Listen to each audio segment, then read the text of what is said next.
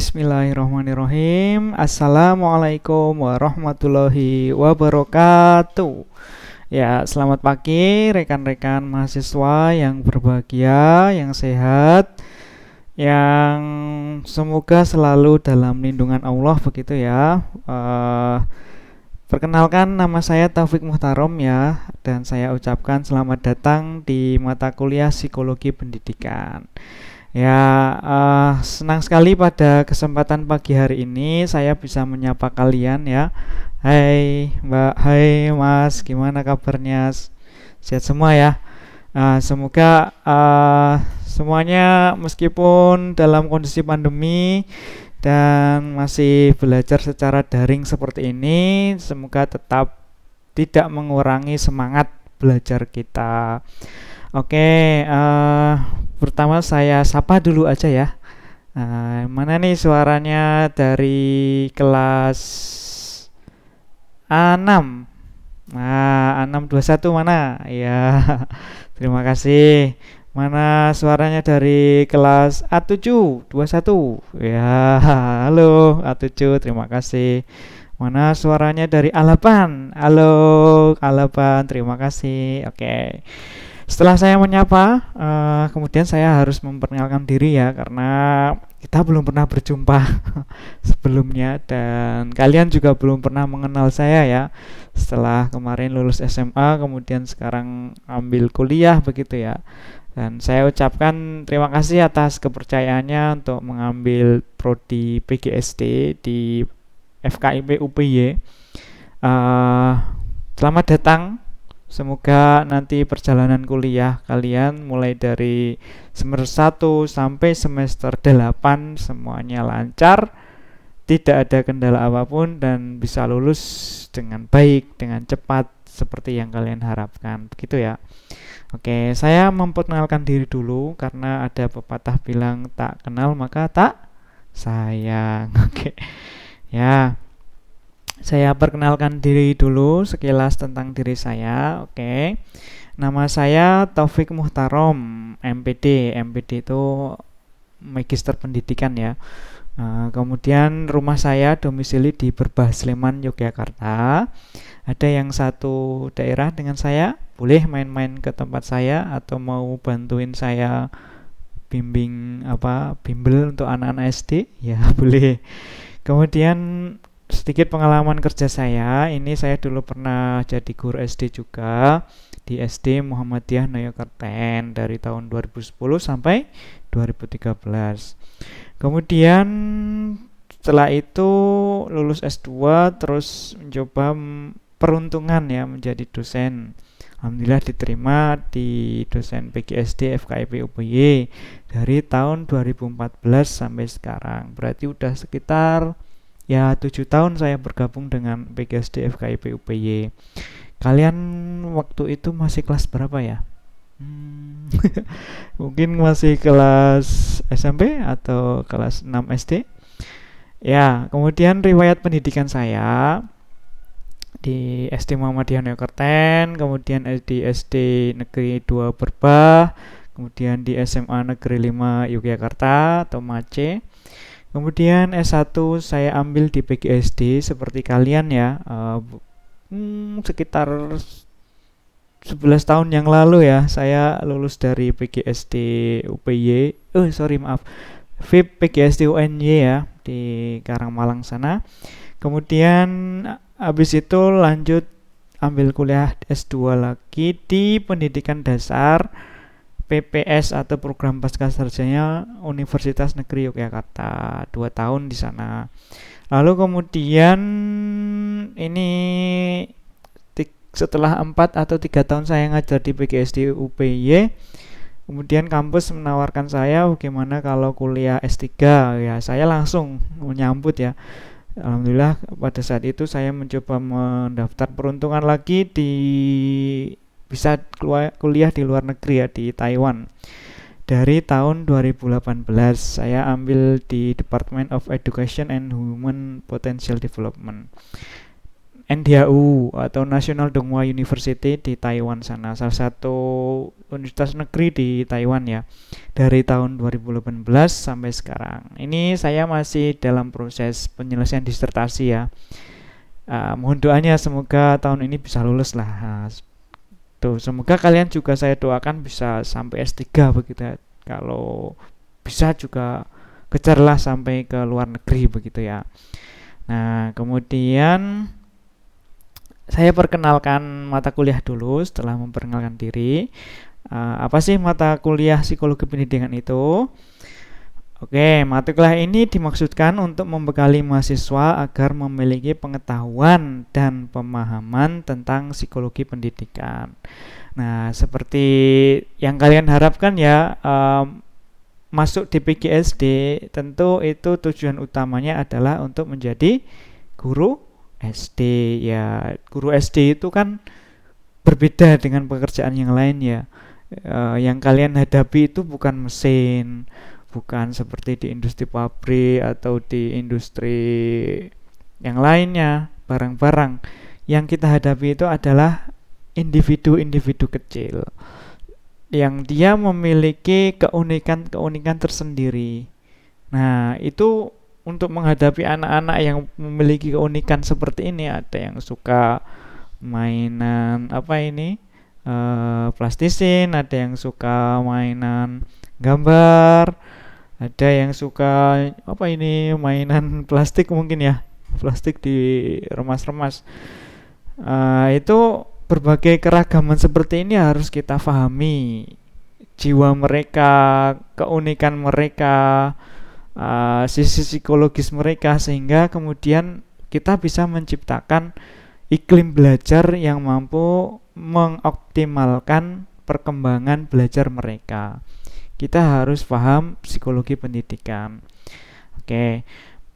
Mata kuliah ini difokuskan pada materi yang berkaitan dengan ya teoritis ya, konsep dasar psikologi pendidikan dulu itu apa, kemudian bagaimana sejarah perkembangannya, aliran-aliran yang mempengaruhi psikologi pendidikan, kemudian ini karakteristik anak itu ya, ada gejala jiwa atau apa yang ia rasakan, kemudian gaya belajarnya bagaimana, kemudian teori pembelajaran, ragam-ragam kesulitan belajar siswa, variasi individual sampai ke implementasinya dalam dunia pembelajaran di sekolah dasar begitu.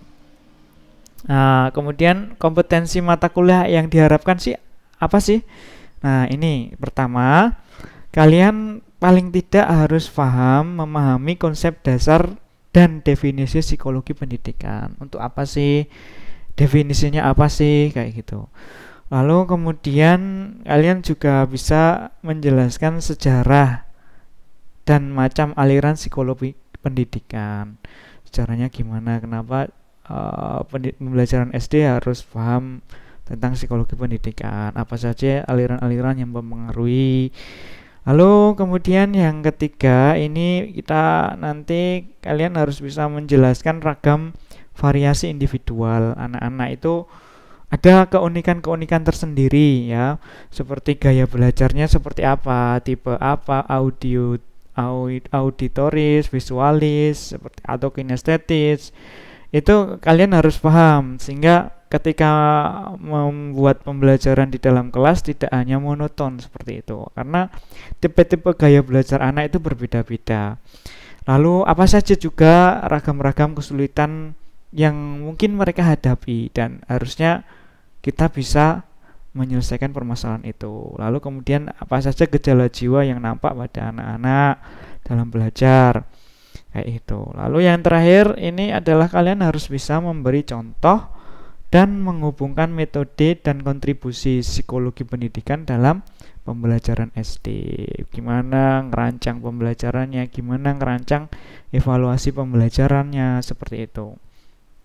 Nah, oke. Lalu kemudian agenda perkuliahan ini kita kuliah itu sistemnya agak berbeda dengan ketika di SMA ya. Jadi kalau di kuliah ini kita minimal atau ya yang harus kita lakukan atau tatap muka yang harus kita jalani adalah 16 kali pertemuan. 16 kali pertemuan, setiap minggu 1 kali pertemuan. Nah, apa saja yang akan kita lakukan nanti atau kita jalani?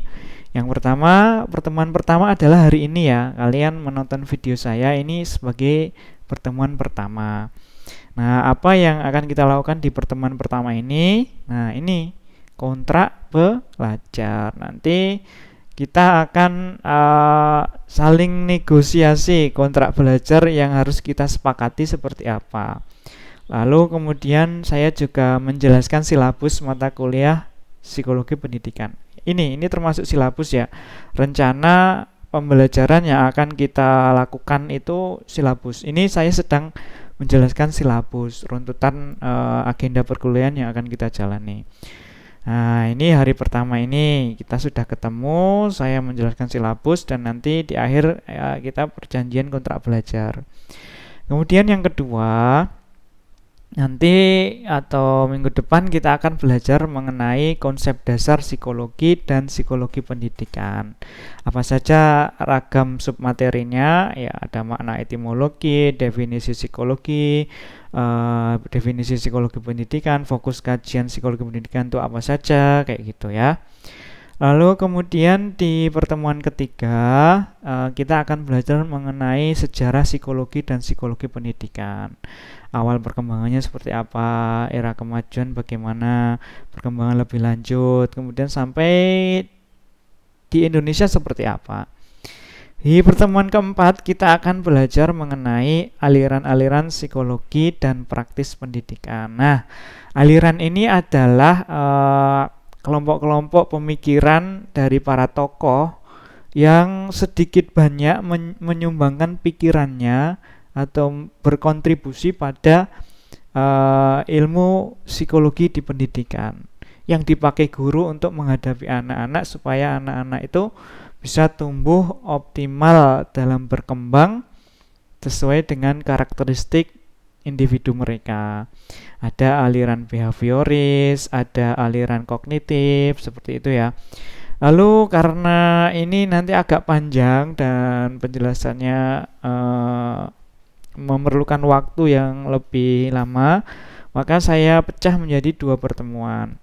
Pertemuan kelima masih kita belajar aliran psikologi, tapi beda ya. Ini aliran humanis dan aliran konstruktivistik. Sebenarnya masih banyak aliran-aliran lain lagi, tapi untuk kalian mahasiswa semester 1 paling tidak perkenalan dulu ya.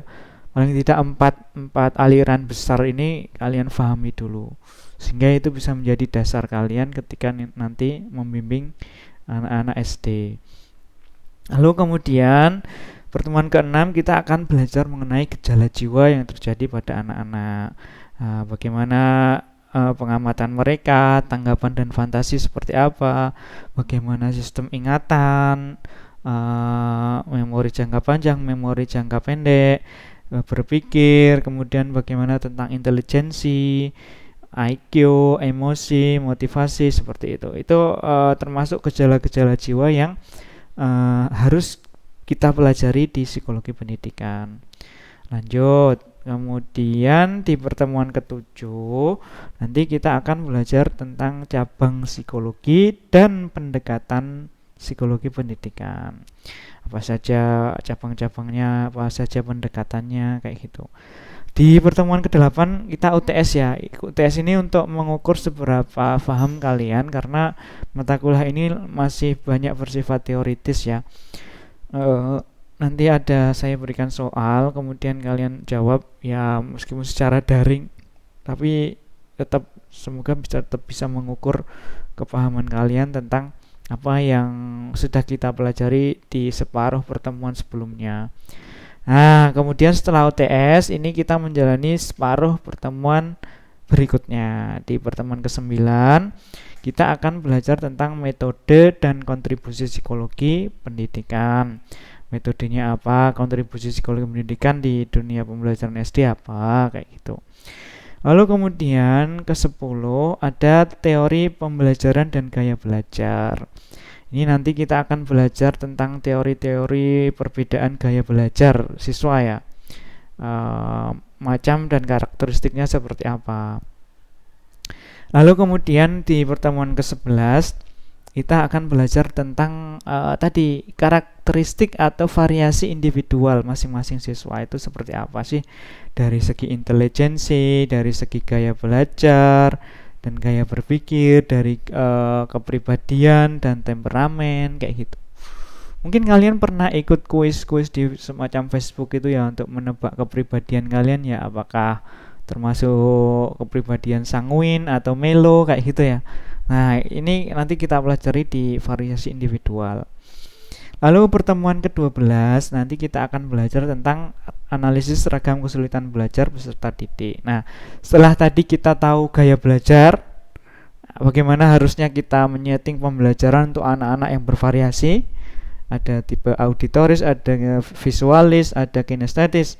Itu kemudian pasti ketika mereka belajar itu mengalami ada 1-2 kesulitan. Nah, kesulitannya itu apa saja? Kita harus pelajari juga ragam kesulitan peserta didik. Tipe-tipe belajar, pengertian kesulitan belajar, faktor yang mempengaruhinya, sampai mengenal ragam kesulitannya, gitu ya. Lalu di pertemuan ke-13 selanjutnya kita belajar tentang teori pengolahan informasi. Model pengolahan informasi, proses peremakan indera, daya ingat jangka panjang, jangka pendek, long term memory, short term memory kayak gitu. Riset tentang otak, mengingat dan melupakan, strategi yang membantu siswa belajar kayak gitu. Lalu di pertemuan ke-14 nanti kita akan sedikit banyak belajar juga tentang cara pengelolaan kelas berdasarkan ilmu psikologi pendidikan yang kita dapatkan di awal tadi. Ilmu-ilmu yang kita dapatkan di awal itu kemudian kita bawa ke setting kelas. Itu seperti apa sih kelas yang efektif dengan anak-anak yang berbeda-beda. Kemudian bagaimana sih desain lingkungan fisik kelas yang bagus untuk mewadahi ragam variasi individual. Lalu bagaimana cara menjadi komunikator yang baik untuk anak. Lalu bagaimana menghadapi perilaku-perilaku bermasalah anak kayak gitu. Lalu di yang pertemuan terakhir, nanti pertemuan ke-15 kita juga belajar bagaimana tentang evaluasi hasil belajar. Ini tentu harus juga mewadahi teori-teori psikologi pendidikan yang sudah kita ajar atau kita pelajari di awal, kemudian dibawa ke evaluasi pendidikan. Apakah benar kalau kita membuat soal itu hanya pilihan ganda saja? Apakah itu sudah cukup mewakili kemampuan mereka, atau pilihan ganda belum cukup mewakili? Nah, kita akan pelajari di sini. Apa sih fungsi evaluasi, sifat oleh evaluasi, prinsipnya, macam-macam alat evaluasi kayak gitu. Nah, yang terakhir kita kemudian baru UAS atau ujian akhir semester di pertemuan ke-16 ini. Oke, itu adalah agenda perkuliahan kita, begitu ya. Nanti kalau ada pertanyaan bisa langsung tulis di kolom komentar di grup Facebooknya. Lalu kemudian kegiatan perkuliahannya nanti yang akan kita lakukan itu sistemnya bagaimana? Ada ya ceramah, kayak saya sekarang ini ceramah menjelaskan pada kalian silabus atau rencana perkuliahan. Kemudian nanti tanya jawab. Kalau kalian malu bertanya secara langsung lewat Zoom, bisa lewat WhatsApp grup atau lewat kolom komentar di grup Facebook kayak gitu. Juga nanti kita perlu diskusi kelompok, termasuk presentasi kelompok ya, karena semakin banyak indera yang kalian gunakan untuk belajar, nanti semakin banyak memori atau ilmu yang kalian dapatkan. Kalau kalian hanya sebagai seorang reseptif itu hanya menerima, saya menjelaskan kalian menerima, itu cuman paling 10-20% ya. Tapi kalau kalian bisa menjelaskan kepada teman-teman yang lain dengan presentasi seperti ini, itu paling tidak kalian akan tambah lagi pengetahuannya yang kamu serap pengetahuan yang kamu serap itu lebih banyak ketika kamu sendiri yang melakukan, bukan hanya sebagai reseptor atau hanya sebagai penerima aja kayak gitu. Nah, sampai ke tugas proyek gitu. Lalu kontrak belajarnya, nah ini kontrak belajar. Kontrak belajar ini bisa kita sepakati, bisa tidak kita sepakati, tergantung dari nego-nego kita ya, saya dosen dan kalian sebagai mahasiswa. Ini kehadiran minimal. Saya setiap pertemuan nanti akan mempresensi mahasiswa kehadirannya karena itu penting ya. Saya tidak mau diprotes oleh mahasiswa, Pak itu nggak pernah hadir kok nilainya A, kayak gitu. Atau Pak saya hadir terus kok nilainya cuma C, kayak gitu. Nah, nanti saya akan berusaha untuk seobjektif mungkin saya akan catat kehadiran, keaktifan kayak gitu ya. Dan itu menjadi nilai tersendiri bagi kalian selain dari UTS dan UAS. Nih ada sikap, keaktifan, tugas. Kehadiran ini minimal kalian harus 75% atau 12 kali setidaknya dari 16 kali pertemuan tadi. Minimal ya kalian harus hadir 75% atau sekitar 12 kali pertemuan. Kalau kurang dari itu ya nanti berarti nilai minimal kehadirannya jadi berkurang gitu ya. Mungkin kalau sangat kurang sekali, kalau dia pengen tetap dapat nilai bagus ya ada pengganti tugas, tapi itu alternatif terakhir sih. Saya berharap karena kalian kan kuliah itu nggak gratis ya, rugi kalau kalian nggak datang atau nggak mengikuti menyimak dengan baik di setiap kali jadwal perkuliahan. Kasihan orang tua kalian atau kasihan dompet kalian jika kalian kuliah pakai biaya sendiri. Itu maka saya berharap semoga semuanya di baik A6, A7 maupun A8 nanti bisa hadir semuanya, tetap menjaga semangat, tetap saling menjaga teman-temannya supaya bisa lulus barengan, lulus semuanya kayak gitu ya. Minimal 75% ya, semoga aja minimal ini nggak dipakai, semoga kalian bisa sehat selalu, bisa ikut kuliah selalu, amin. Lalu kemudian yang kedua, ini mahasiswa saya minta untuk berpartisipasi aktif dan fokus mengikuti perkuliahan. Aktif itu bagaimana? Ya kalian memberi komentar, menjawab pertanyaan saya, menanggapi pertanyaan saya baik di Zoom atau di grup Facebook atau di chat WA, itu sebagai bentuk partisipasi aktif kalian, bentuk pernyataan diri bahwa kalian itu mengikuti perkuliahan saya.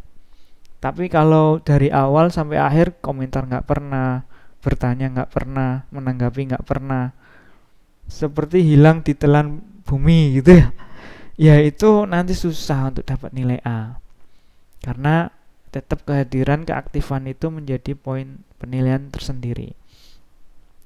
Lalu kemudian yang ketiga, saya akan melakukan presensi di awal atau di tengah atau di akhir perkuliahan. Nanti tergantung situasi dan kondisi. Bisa lewat Zoom, saya sapa masing-masing namanya, kemudian open kamera supaya saya bisa tahu keadaannya, atau lewat komentar di Facebook, saya menyapa di beranda Facebook, grup Facebook, kemudian kalian sebutkan nama, NPM hadir Pak, kayak gitu. Atau lewat Google Form kayak gitu juga bisa, nanti tergantung dari situasi dan kondisinya. Lalu kemudian yang keempat adalah mekanisme izin, itu boleh-boleh saja karena mahasiswa tadi berhak sebenarnya untuk tidak ikut berangkat kuliah berapa kali ini? 3 kali pertemuan berarti kalau dengan tanpa alasan ya. Tapi kalau semoga aja nggak ada yang tanpa alasan ya, karena semoga kalian bisa ikut semuanya gitu. Nah, silakan mekanisme izin tuh bisa melalui chat pribadi saya ke WA gitu ya. Jangan ke Facebook, kalau Facebook nanti agak slow respon ya karena mungkin ketembuk-tembuk dengan yang lain. Itu kemudian penilaian ini tergantung kesepakatan kita ya. Ini UTS itu skornya 15%. Kemudian UAS 20%. Sikap itu ya kalian termasuk kehadiran dan sikap ini 15% ya. Keaktifan menanggapi perkuliahan kita 25% sampai tugas-tugas itu 25%. Sehingga nanti ketemunya 100%. Itu ya. Nah, lalu kontrak belajar selama pembelajaran daring ya. Selama pembelajaran kita masih daring, maka kita tetap ada kontrak belajar. Ini dikarenakan situasi pandemi COVID yang belum berakhir juga, sehingga perkuliahan masih menggunakan sistem daring, maka perlu disepakati beberapa kontrak kuliah sebagai berikut. 1. Perkuliahan dilakukan secara daring dengan memanfaatkan platform e-learning apapun yang bisa kita manfaatkan, seperti Zoom, grup Facebook, WhatsApp, YouTube, Google Classroom, kayak gitu. Kemudian perlu dilakukan virtual meeting melalui aplikasi Zoom minimal setiap bulan sekali dengan waktu yang disepakati bersama sebelumnya. Nah, paling tidak dalam 1 bulan kita harus ketemu sekali di Zoom. Saya pengen menyapa kalian, memantau kalian perkembangannya seperti apa.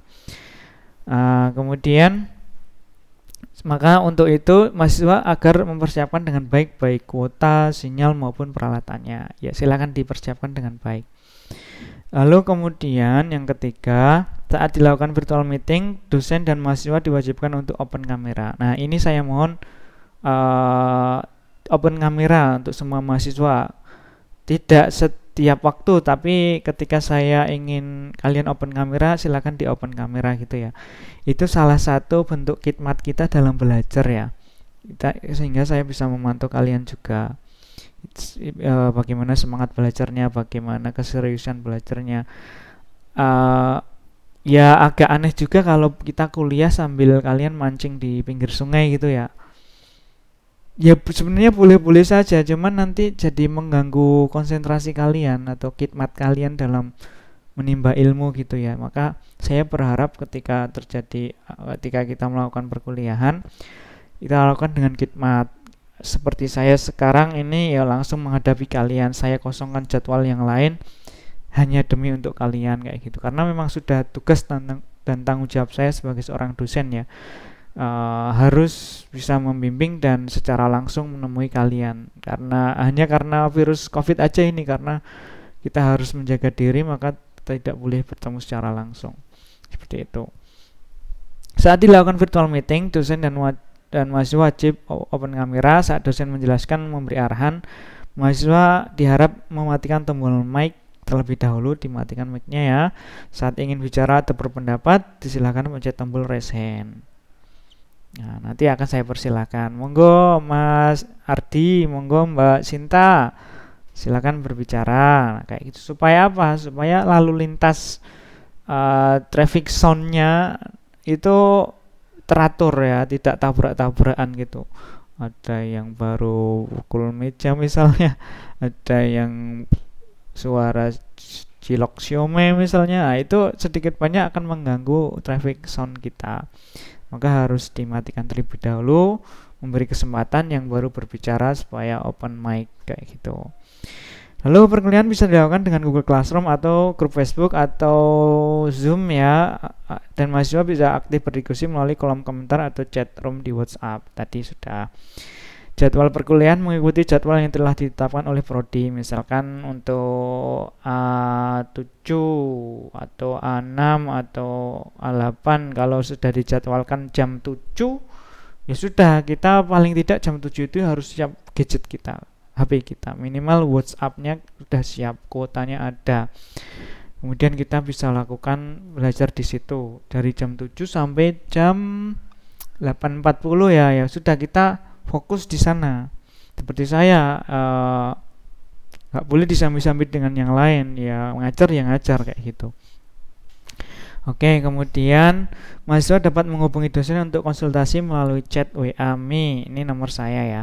Ya bisa disimpan atau minta ke PJ-nya dengan format chat yang ditentukan prodi. Misalkan awali Assalamualaikum, selamat pagi Bapak, nama saya Ardi, NPM 238 dari kelas A721. ingin memohon waktu Bapak untuk berkonsultasi misalnya kayak gitu, atau ingin memohon izin hari ini tidak bisa hadir karena apa, harus jelas. Lalu diakhiri dengan penutup, terima kasih Bapak, wassalamualaikum warahmatullahi wabarakatuh, kayak gitu misalnya. Nah, itu kontrak belajar kita. Lalu kemudian apa saja yang akan kita gunakan? Ini dari saya ya, rekomendasi aja buku-buku referensi yang bisa kalian gunakan untuk menyusun makalah presentasi nanti. Misalkan ada Danim Psikologi Pendidikan, Santrok Psikologi Pendidikan, Jubini Psikologi Pembelajaran, Dalyono Psikologi Pendidikan, atau buku lain yang lebih update lagi boleh silakan kalian pakai. Yang penting referensinya jelas, ada nama, tahun terbit, ada judul buku, ada kota penerbit, ada nama penerbit, kayak gitu ya. Atau dari sumber internet juga boleh, asalkan website yang kalian ambil itu adalah website yang jelas, artinya resmi gitu. Jangan website abal-abal yang nanti justru ilmunya tidak bisa kita ketahui kebenarannya. Begitu ya dari saya.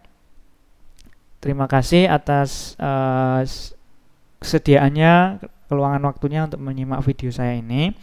Sampai ketemu lagi di grup Facebook atau grup WA ya, kita koordinasi di sana. Kalian mau bertanya, kalian mau Pak kita harus Zoom meeting supaya langsung kenal, boleh. Nanti silakan tulis aja di sana atau di kolom komentar. Demikian ya dari saya. Terima kasih. Mohon maaf kalau ada banyak kekurangan dan kesalahan. Wassalamualaikum warahmatullahi wabarakatuh.